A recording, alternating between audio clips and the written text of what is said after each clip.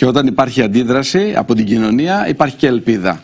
Συγκινητικές οι δηλώσεις, ακούσαμε και την οικογένεια, αλλά ακούσαμε και τους ανθρώπους που βρέθηκαν εκεί, και όσο υπάρχουν αυτοί οι άνθρωποι, νομίζω ότι όσοι θέλουν να είναι ανάλγητοι θα βρίσκουν μία ασπίδα απέναντι σε αυτούς που θέλουν να τους βγάλουν από τα σπίτια τους.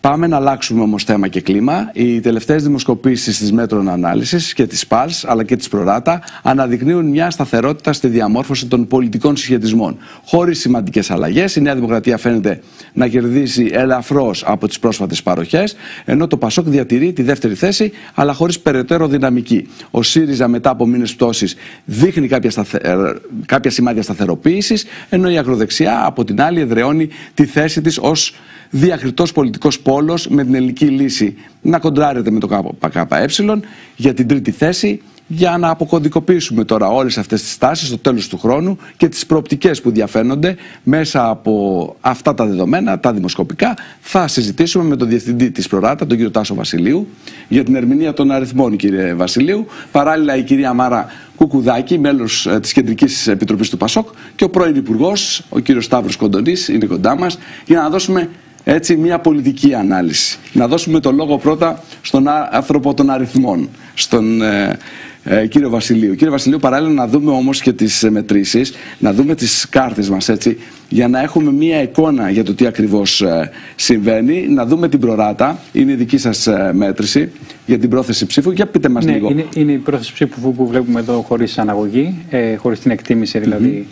Εγώ πιστεύω σε αυτό. Του εκλογικού αποτελέσματος. Βλέπουμε ότι η Νέα Δημοκρατία έχει ένα προβάδισμα σταθερό, έχει στο 25,5%, με το ΠΑΣΟΚ στη δεύτερη θέση στο 16%. Αξίζει να σημειώσουμε εδώ ότι το ΠΑΣΟΚ, συγκριτικά με την αμέσως προηγούμενη έρευνα, τη δική μας που είναι στο τέλος Σεπτεμβρίου, έχει μια άνοδο περίπου 3,5 μονάδων. Το μοναδικό κόμμα που καταγράφει τόσο μεγάλη άνοδο, όπως και το κόμμα της Νέας Δημοκρατίας, το οποίο καταγράφει και αυτό μια άνοδο της τάξης της μιας μονάδας, ποσοστιαίας μονάδας.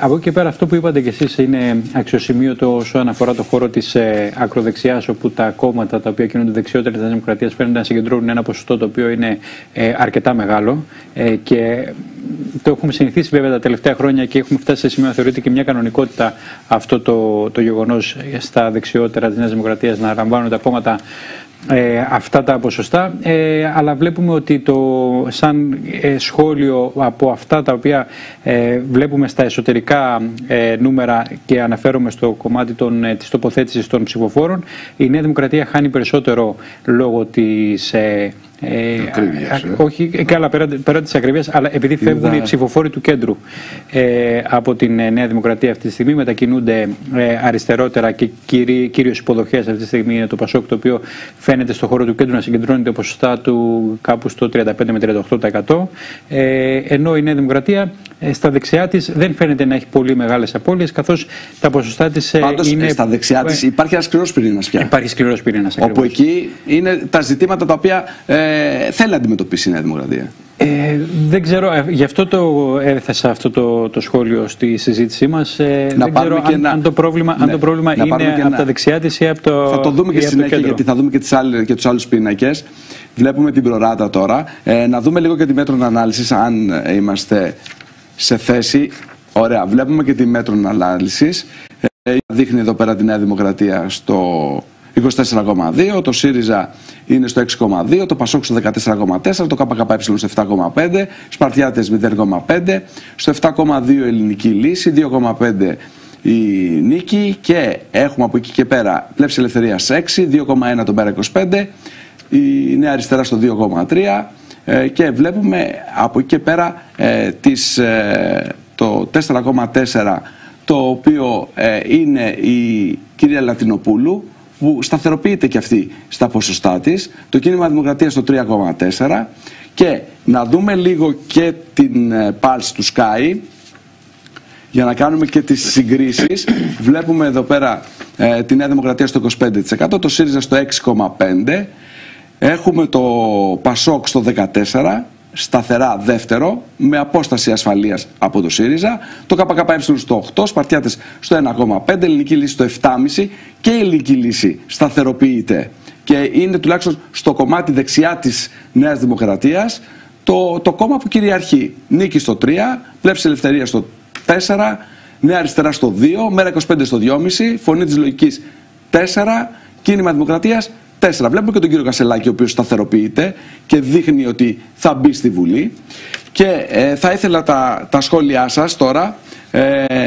Για πείτε μας, κυρία Κουκουδάκη, σχετικά με αυτά τα νούμερα που βλέπουμε από τις δημοσκοπήσεις, αν το ΠΑΣΟΚ έχει το καύσιμο έτσι ώστε να περάσει αυτό το ψυχολογικό όριο του 20%. Καλησπέρα σας. Καλησπέρα σας.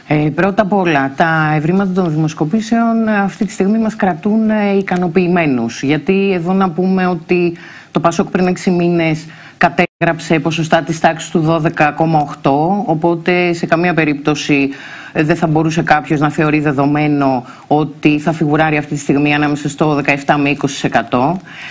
Έχει σταθεροποιήσει τη δεύτερη θέση και πέρα από τα ευρήματα των δημοσκοπήσεων η αλλαγή φαίνεται και στην κοινωνία όπου πηγαίνουμε κάθε μέρα. Η αξιωματική αντιπολίτευση αυτή τη στιγμή, δηλαδή συνείδηση του κόσμου, εκφράζεται μέσα από το ΠΑΣΟΚ με εντελώς διαφορετικούς όρους. Εδώ λοιπόν νομίζω ότι και μετά την εσωκομματική μας διαδικασία ο κόσμος, τα κέρδη αυτά που αποκομίσαμε από την αξιοπρέπεια και με τη σοβαρότητα με την οποία έγινε, τα διατηρεί στη συνείδησή του και τα διατηρούμε. Εδώ όμως, και επειδή εντάξει, φαντάζομαι ότι δεν θα έχουμε άλλες δημοσκοπήσεις πριν το νέο έτος, αυτές είναι για φέτος, μπαίνοντας στο 2025, σαφώς, και επειδή η διαφορά μας με τη Νέα Δημοκρατία κυμαίνεται στο 11, 10, 9, 8, αυτή η διαφορά μπαίνοντας λοιπόν στο 2025, ο στόχος είναι να κλείσει. Πώς θα γίνει αυτό? Αυτό θα γίνει με μια σειρά από πρωτοβουλίες και προτάσεις, όπως έγινε και όλο το προηγούμενο διάστημα από το ΠΑΣΟΚ εντός και εκτός Βουλής.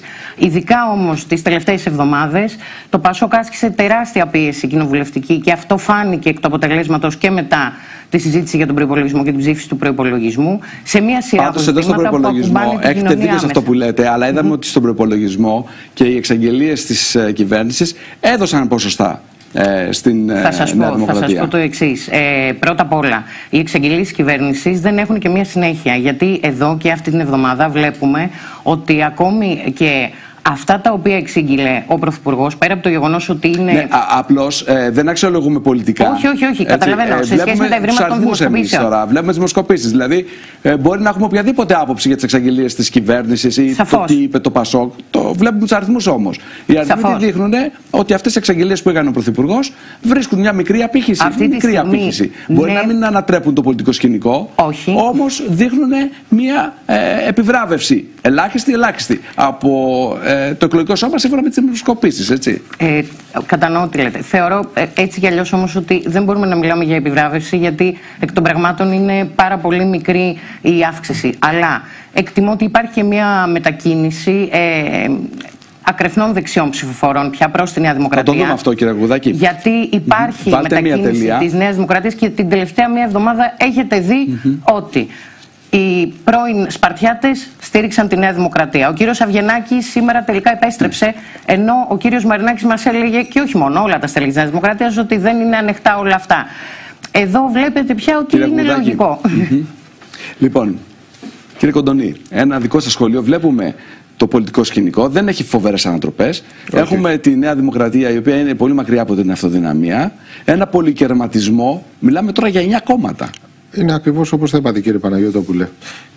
Ένας κατακερματισμός, ο οποίο εγώ δεν τον θυμάμαι τα τελευταία 20 χρόνια σε αυτό το βαθμό, τουλάχιστον οι δημοσκοπήσεις να δίνουν κάτι τέτοιο. Ένα ανεμικό δικομματισμό, να έχει παγιωθεί η μείωση των ποσοστών της Νέας Δημοκρατίας, δηλαδή αυτό που κατέγραψαν οι ευρωεκλογές, το βλέπουμε λίγο ως πολύ και στις δημοσκοπήσεις αυτού του μήνα. Και εκείνο που έχει βεβαίως ιδιαίτερη σημασία είναι ο κατακερματισμός του χώρου της κεντροαριστεράς. Αναφέρομαι στο χώρο ιδίως του ΣΥΡΙΖΑ, ο οποίος πλέον βρίσκεται σε μονοψήφια ποσοστά. Πιστεύετε ότι ο ΣΥΡΙΖΑ πια δεν θα μπορεί να πρωταγωνιστήσει, δεν έχει τις δυνάμεις πια να κάνει μια συσπήρωση? Δεν έχει ούτε τις δυνάμεις, δεν έχει ούτε τις δυνάμεις ο ΣΥΡΙΖΑ, ούτε και το ηθικό ανάστημα. Διότι μετά από αυτά που έγιναν στο τελευταίο συνέδριο, αυτά κύριε Παναγιωτόπουλε, είναι εξωφρενικά. Εγώ δεν διάκοιμαι θετικά στο κόμμα του κύριου Κασελάκη και είναι γνωστό της πάση. Αλλά αυτά που έγιναν είναι μια σελίδα μαύρη στην ιστορία αυτού του πολιτικού χώρου, ο οποίος ξεκίνησε ως χώρος της ανανεωτικής αριστεράς με μια ιστορικότητα και ένα ηθικό πλεονέκτημα το οποίο το αναγνώριζαν όλοι. Αυτά που έγιναν ήταν αποκρουστικά, απαράδεκτα, και δεν σας το κρύβω ότι και άνθρωποι οι οποίοι είχαν συγκρουστεί μαζί μου όταν είχα έρθει σε σύγκρουση με την ηγεσία τότε του ΣΥΡΙΖΑ, ήρθαν σήμερα και μου λέγανε όλο αυτό το χρονικό διάστημα πόσο δίκιο είχα αυτά που έλεγα. Άρα κύριε Κοντονή και κύριε Βασιλείου, εδώ τώρα να δούμε, το παιχνίδι γίνεται στο κέντρο. Δεξιά υπάρχει ένα μπετοναρισμένο μπλοκ κομμάτων που βλέπουμε ότι διατηρούν τα ποσοστά. Άρα από εκεί δεν έχει δεξαμενή η Νέα Δημοκρατία. Ο Κυριάκος Μητσοτάκης εμφανίζεται ως κεντρός, έτσι, κάνει πράγματα τα οποία μπορούν και το επιτρέπουν να διεισδύει σε αυτή τη δεξαμενή. Νομίζω ότι οι απαιτήσεις όμως είναι πολύ περισσότερες των κεντρών ψηφοφορών. Γιατί υπάρχει ο κύριος Ανδρουλάκης τώρα, κύριε Βασιλείου. Δεν είναι μόνο η παρουσία. Σίγουρα παίζει τεράστιο ρόλο η παρουσία αυτή τη στιγμή του ΠΑΣΟΚ με τον τρόπο τον οποίο δραστηριοποιείται το ΠΑΣΟΚ. Έχει σημασία γιατί δεν έχει το προφίλ ο Νίκος Ανδρουλάκης του πολιτικού αρχηγού της αξιωματικής αντιπολίτευσης, ο οποίος κάνει μια αστήρη αντιπολίτευση. Το ΠΑΣΟΚ εμφανίζεται να μιλάει για τα θέματα τα οποία αφορούν την καθημερινότητα των πολιτών, που βλέπουμε ότι είναι τα προβλήματα πάντα, τα προβλήματα καθημερινότητας είναι πάντα μέσα στην τριάδα των προβλημάτων, και το ΠΑΣΟΚ εμφανίζεται κάθε φορά να μιλάει για τα προβλήματα αυτά και να έρχεται με μια τροπολογία ή με μια νομοθετική πρωτοβουλία για να μιλήσει. Ένα άλλο αφήγημα, έτσι. Το οποίο βέβαια θα χρειαστεί χρόνο για να περάσει στην κοινωνία και να δούμε δημοσκοπικά, γιατί το όριο του 20 το έθεσα ως ψυχολογικό όριο, γιατί εκεί θα πρέπει να περάσει το ΠΑΣΟΚ ώστε να φτιάξει ένα προφίλ κυβερνησιμότητας. Είναι λίγο δύσκολο. Θεωρείτε ότι είναι λίγο δύσκολο. Είναι δύσκολο γιατί χρειάζεται μια κατάστρωση ενός κυβερνητικού προγράμματος, το οποίο βλέπετε ότι η Ευρωπαϊκή Σοσιαλδημοκρατία σήμερα δεν είναι το πρόβλημα του ΠΑΣΟΚ, δεν είναι χώριο το πρόβλημα. Η Ευρωπαϊκή Σοσιαλδημοκρατία έχει ένα πρόβλημα γενικότερου προσανατολισμού, ξεκινώντας από τη Γαλλία μέχρι την Πορτογαλία και την Ισπανία. Μάλιστα. Αυτό είναι ένα πρόβλημα δομικό της Ευρωπαϊκής Σοσιαλδημοκρατίας. Ευχαριστώ. Να δώσω και ένα λεπτό στην κυρία Κουκουδάκη για να κλείσουμε. Λοιπόν, όχι, σε συνέχεια όλων αυτών, η προτεραιότητά μας δεν μπορεί να είναι τίποτα άλλο πέρα από τις ανάγκες της κοινωνίας, έτσι κι αλλιώς. Εκτιμάμε ότι αυτό θα αποτυπωθεί και δημοσκοπικά και θα περάσουμε το ψυχολογικό όριο του 20%, γιατί όντως ο στόχος είναι μια εναλλακτική, αξιόπιστη πρόταση διακυβέρνησης, προγραμματικά και αξιακά. Σας ευχαριστώ. Νομίζω συμπίπτει η προσέγγιση με τον κύριο Κοντονή. Κύριε Βασιλείου, νομίζω ότι το 2025 θα φέρει πολλές προκλήσεις στο πολιτικό σκηνικό. Έτσι. Σίγουρα αυτό που ήθελα να σας πω είναι ότι κάναμε μια έρευνα για να βρούμε και ρωτήσαμε για τις λέξεις που φεύγει, για τη χρονιά που φεύγει, και η λέξη την οποία η πλειοψηφία των πολιτών βάζει στην πολιτική είναι η λέξη αναξιοπιστία. Αυτό είναι το κρίσιμο. Είναι το πιο κρίσιμο στοιχείο από όλα και αυτό το οποίο πρέπει να κερδίσουν οι πολιτικοί για να μπορέσουν να πάνε. Κύριε Κουκουδάκη και κύριε Κοντονή, σας ευχαριστώ πάρα πολύ που ήσασταν απόψε κοντά μας.